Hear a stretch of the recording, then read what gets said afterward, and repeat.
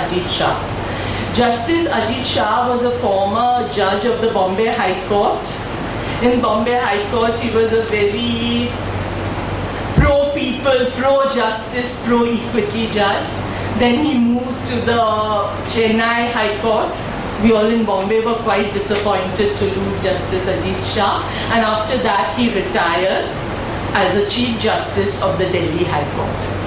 Justice Ajit Shah has been extremely helpful for the people in the way he has been interpreting laws. He's always interpreted laws in a correct spirit to help the people for whom these laws were enacted. We all know about how he passed the judgment in Nas Foundation, where he read down section 377 of the Indian Penal Code, decriminalized consensual homosexual activity. And also he's been very bold while sitting on the judge. We also know about his one judgment when he's got the office of the Chief Justice of India to be amenable to the Right to Information Act. So the first speakers, we would ask Justice Ajit Shah to please speak on the issue of death penalty.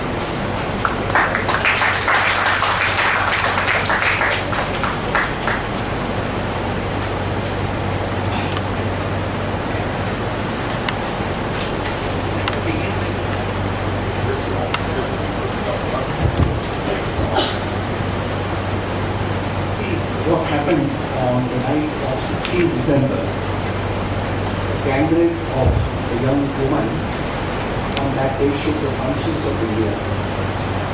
The nation witnessed countrywide public outcry and pouring of anger over the streets by citizens against the failure of the government to provide a safe and dignified environment to women of India. There were incessant demands for imposing punishments like death penalty, castration for the offense of rape. Despite this, the Verma Committee handled this issue with great maturity. It declined to recommend death penalty for the offense of rape. But what is more important is the findings recorded by Verma Committee on death penalty. The findings are very significant. The first finding is, of course, it acknowledges that over 140 countries in the world have abolished death penalty, either by law or they do not practice death penalty. The committee noted that there is a global movement in the favor of abolition of death penalty. The committee further noted that there is a considerable evidence that the deterrent effect of death penalty on serious crime is actually a myth. There is nothing like deterrent effect of a penalty of death of death penalty. And the committee has further observed that murder rate has declined consistently in India over the last 20 years, despite the slowdown in the execution of death sentence since 1980. Now, unfortunately, the subsequent ordinance brought by the government not only fails to address the real issues, but it is exactly opposite to the recommendations of Verma Committee in as much as it makes the death penalty mandatory in certain cases.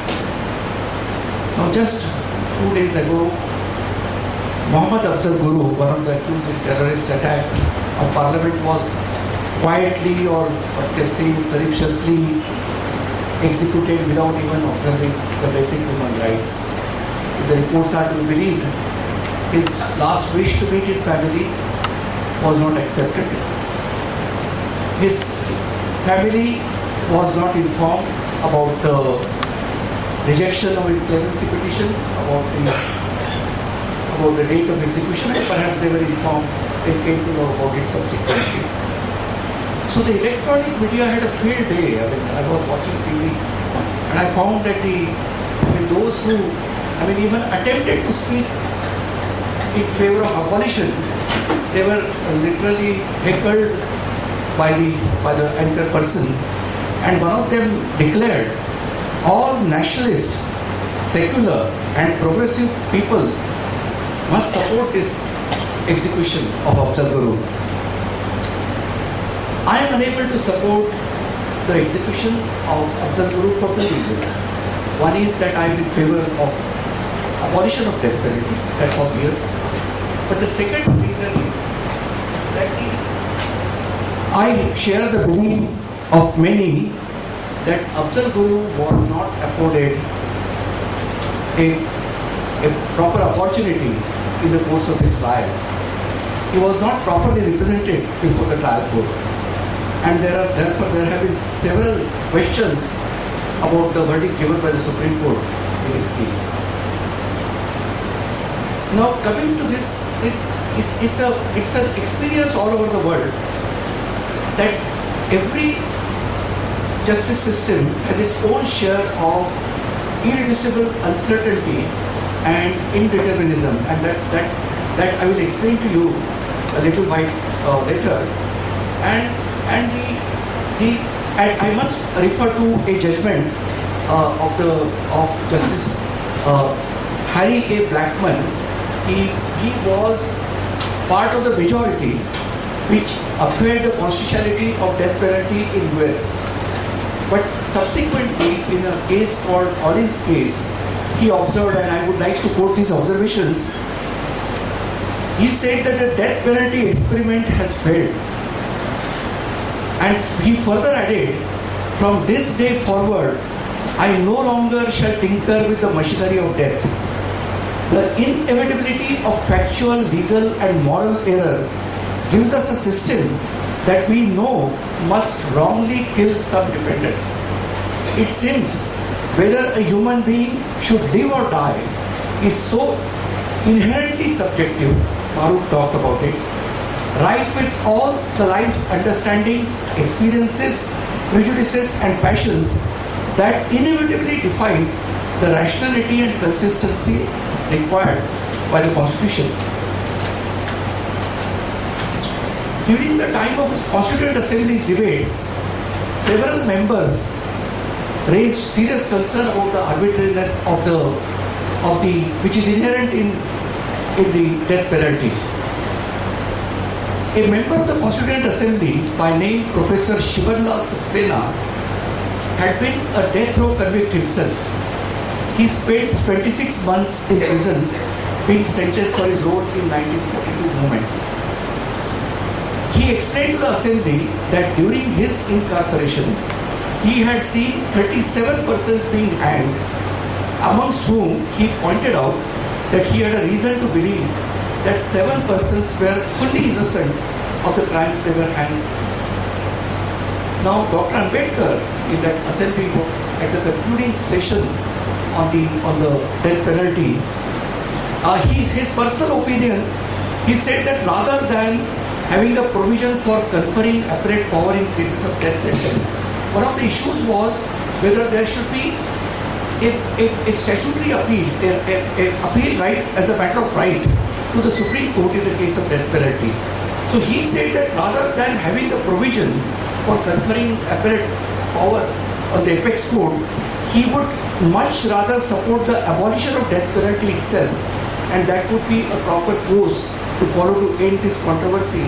But ultimately the Constituent Assembly decided to leave the issue of abolition to the future Parliament to legislate upon if necessary.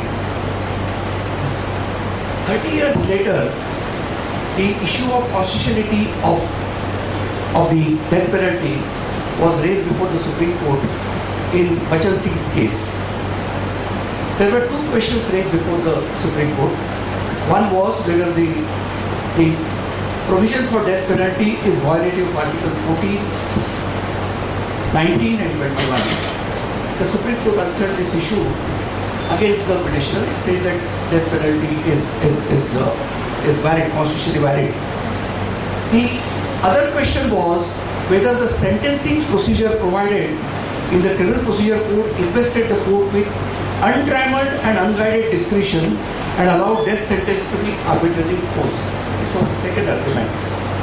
The court said that the court's answer was that the second issue, that death penalty should be limited to rarest of the rare cases. There should be some special reasons for avoiding death penalty. So they say laid down the criteria for of rarest of rare in cases where death penalty is being imposed. Now, in the course of judgment, the court observed, now just see the view at that time and the situation now. The court said that notwithstanding the view of the abolitionists to the contrary, a large segment of people all over the world still firmly believe in the necessity and worth of capital punishment for the protection of the society. Contemporary public opinion, channelized through the public representative in the parliament, has repeatedly in the last 3 decades rejected all attempts to abolish or specifically restricted the area of death penalty. So that was the position in 1980. But it has been vastly changed, and that is what Justice Verma committee noted, that 2/3 of the nations of the world have abolished the death penalty in law or in practice. So therefore the public opinion is hardly a rational for retaining the death penalty, there is no doubt about it. But I would like to place before you what Justice Bhagwati said in his dissenting judgment. It was a 4-1 judgment, 4 judges upholding the constitutional validity of the death penalty, and Justice Bhagwati recorded his dissenting note. Now there are various aspects of death penalty which Justice Bhagwati considered in his judgment.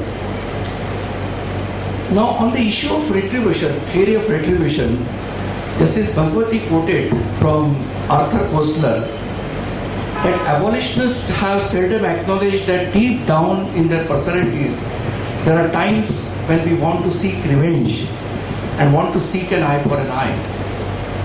So, but Justice Bhagwati said that despite this, we would rather not to have such a person dictating our law. The second question was of issue of deterrence. So it operates as a deterrent to the prospective criminals. So Justice Bhagwati stated whether the death penalty is used or not and whether executions are frequent or not, both death penalty countries and abolitionist countries show homicide rates which suggest that these rates are conditioned by factors other than death penalty. Now the discretion is given to the judge to decide whether to impose death penalty or not. So Justice Bhagwati pointed out the dangers of depending upon judges to administer laws and follow the procedures for sentencing guidelines. He said, it is obvious when a judge is called upon to exercise his discretion as to whether the accused should be killed or be permitted to live. His conclusion would depend to a large extent on his approach and attitude. His predilections and preconceptions, his value system and social philosophy, and his response to evolving norms of decency and newly developing concepts and ideas in penological jurisprudence. Now the other factor which Justice Bhagwati pointed out, that the actual conduct of investigation by the police, the condition of the quality of police investigations in our country. So he said that the methods of investigation are crude and archaic, and by and large, our investigations do not depend on scientific or technological advancements, and we still resort to third-degree torture as a way of gathering evidence. Even today, that is the way in which most of the investigations are conducted. Now lastly, he said that, and his observations are very pertinent, he talked about the so-called safeguards of applying the formula of rarest of rare. He said, howsoever careful may be safeguards enacted by the law before death penalty can be imposed, it is impossible to eliminate the chance of judicial murder.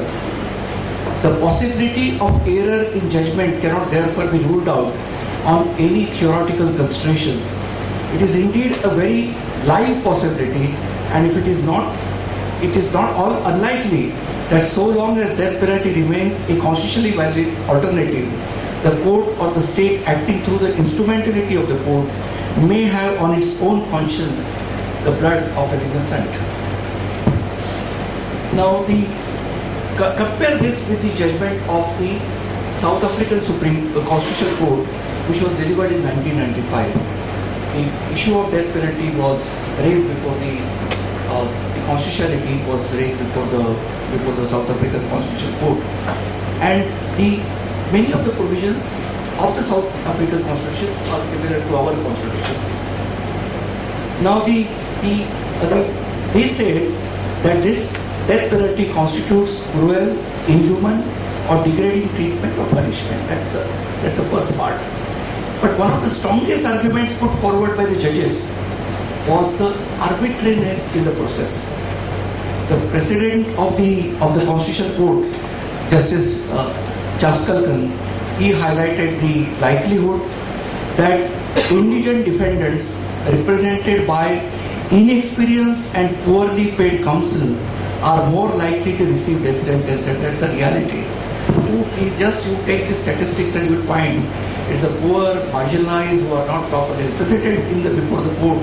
They are they suffer this ultimate punishment of death penalty. He pointed out that such arbitrariness is inherent in all criminal proceedings, and in view of the finality of the death sentence, the consequence of injustice becomes irrevocable. Now, another judge used a very strong language. He said, where a system placed one person to receive the death penalty in one situation, and in a similar situation, other person is not given death penalty, then this is a cruel treatment to the person receiving it. So the South African Constitutional Court has ruled that it's not constitutionally permissible to have the death penalty in their system.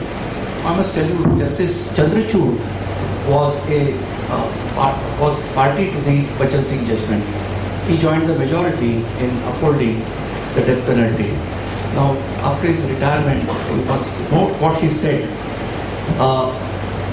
He said in 1989, soon after his retirement, life is never static, it moves on. I believe that the time is now ripe for asserting that the death penalty ought to be abolished.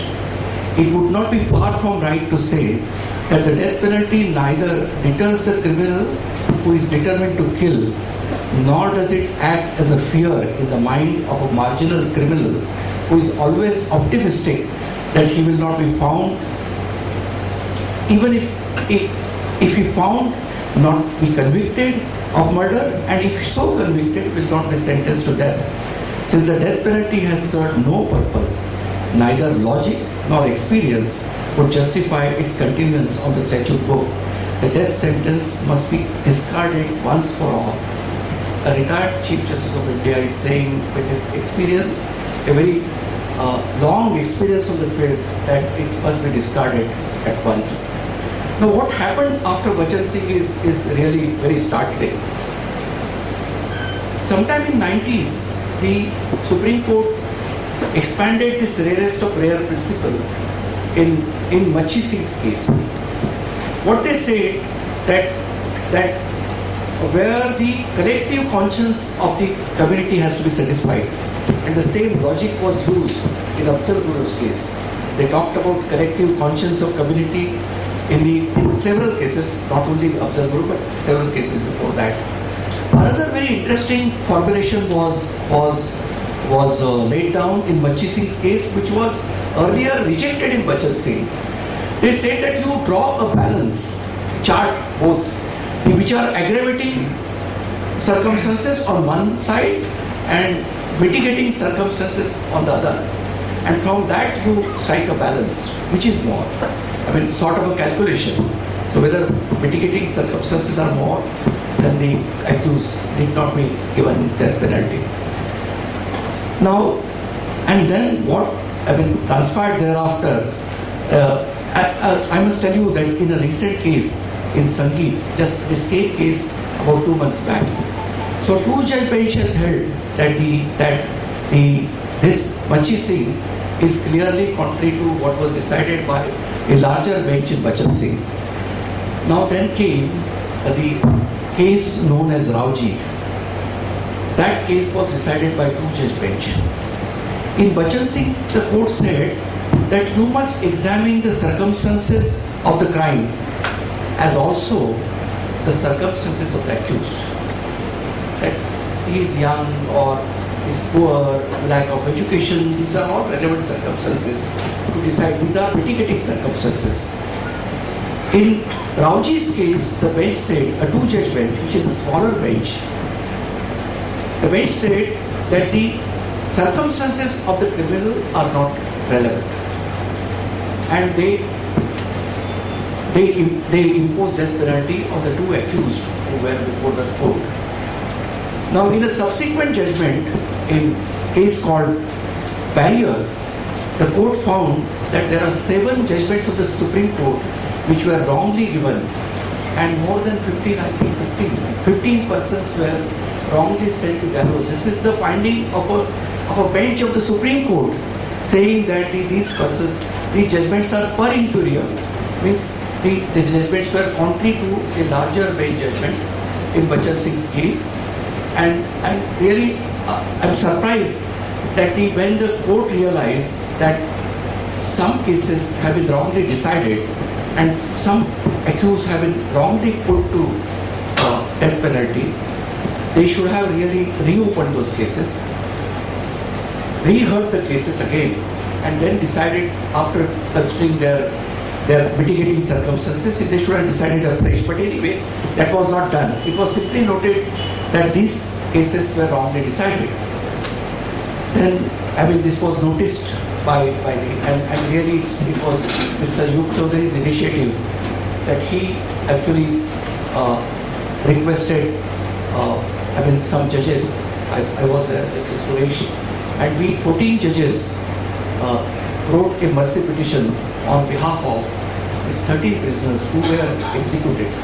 In the meantime, there was no chance for them. And then really what we said is that this is the gravest known miscarriage of justice in the history of independent India. So this was what we wrote to the President of India. But now it seems that with the new incumbent in the office, the approach is changed. Actually, one of the petition of one of the accused has been rejected by the President in spite of the letter of the 14 judges. So the convict did not get justice either from the court or from the executive. Just see what happened and then how this Bachan Singh wanted to lay down that the imposition of death penalty should be on a principled basis. It cannot be left to the subjective satisfaction of the individual judge. But you will find now, I will cite 2 cases before I close, that it has become judge-centric. So I can give some example to you. First, before giving these examples, what a very distinguished judge of the Supreme Court, Justice S.B. Sinha, said in one of these cases, Alok Datta's case. So what he said, we have noticed herein above that different criteria have been adopted by different benches of this court. Although offences are of similar nature, no sentencing policy is clear-cut terms has been adopted by the Supreme Court. A judge of the Supreme Court is saying that the Supreme Court has not adopted any consistent policy in imposing death penalty.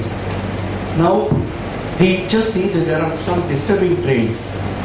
There are at least 2 cases where the accused the death penalty was confirmed. For some of the accused, they were identically situated accused. The appeal preferred by some accused went before a particular judge, which confirmed the death penalty. And the other accused who were similarly situated went before some other bench, and they converted into life imprisonment. So this is very disturbing that in a same set of circumstances arising out of the same case, some receive death penalty and some, because it's a chance. There's a Human Rights Committee's report in 2007, and really I was struck by that title, he said it's a little lottery where you, I mean, where before whom to go. And I think you give a statistical chart showing that some judges tend to give more death penalties and some have not given any death penalties. It has really become subjective. The other disturbing aspect is, see, this is an age-old principle that if one of the judges on the bench grants acquittal, then this person, the accused cannot be sent to gallows. I mean, that's a well-known principle. If one person has a doubt, even if it is by even if the lower court has granted acquittal, then the superior court may convict him, but may not award the death penalty. Now there are two cases, that is Krishna Mochi and the other is Bhullar, which is now pending. You must have read about it in newspaper that government of Punjab is against the execution of Bhullar. So Bhullar is in jail now, I think almost for last 13 or 14 years. In Bhullar's case, one of the three judges, Justice M.P. Shah, he granted acquittal. He said that there is not enough evidence to convict this person. So even if he was convicted by the majority, that is the other two judges, there was no way he could have been given death penalty. And now he's still in jail, and there is a huge controversy about his execution.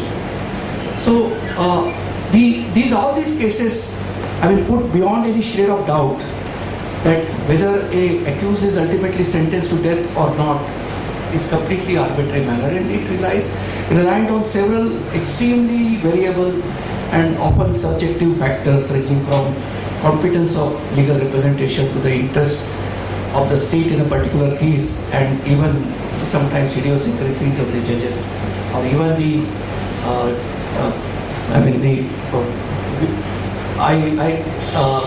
this is what I learned from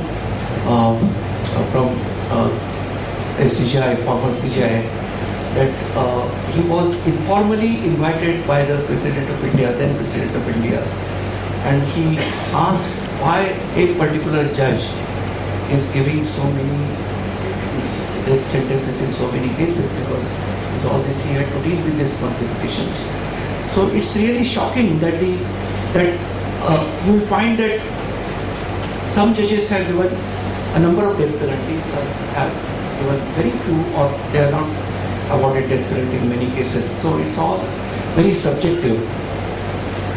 Then the other factor is, it's an important issue that it has certain caste and class complexion. That's very important, which is not noticed. It's mostly the poor, marginalized, belonging to I would say that the lower caste, you will find their names in the list of the people sent to gallows.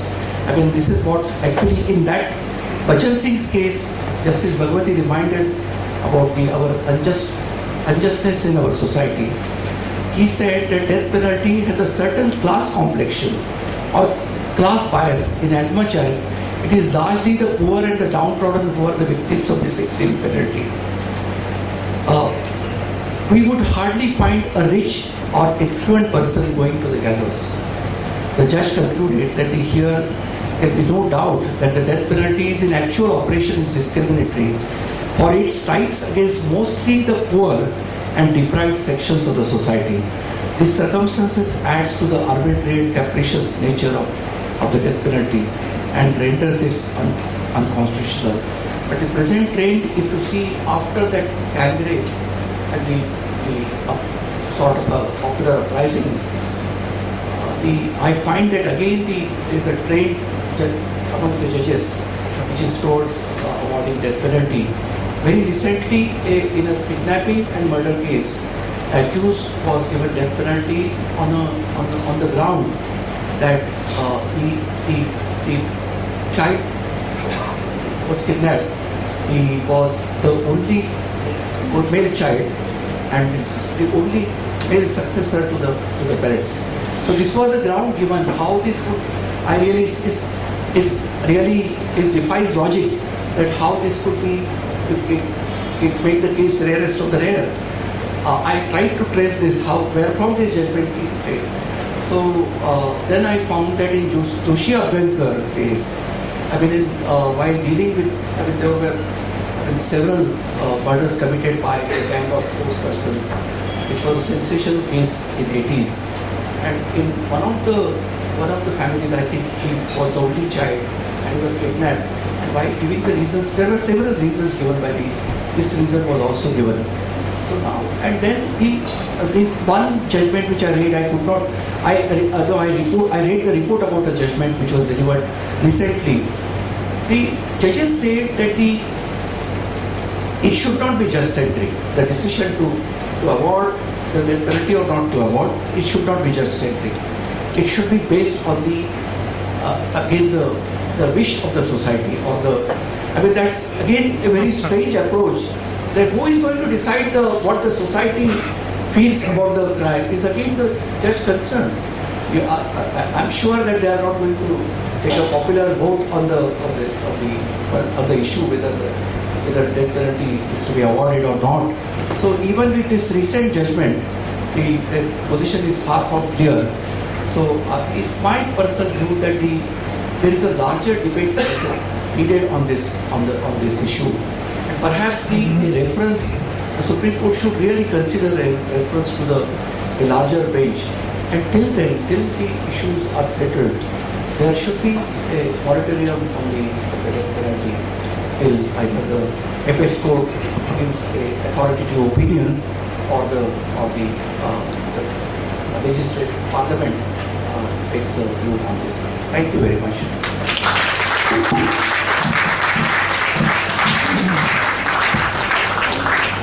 Thank you, Justice Ajit Shah.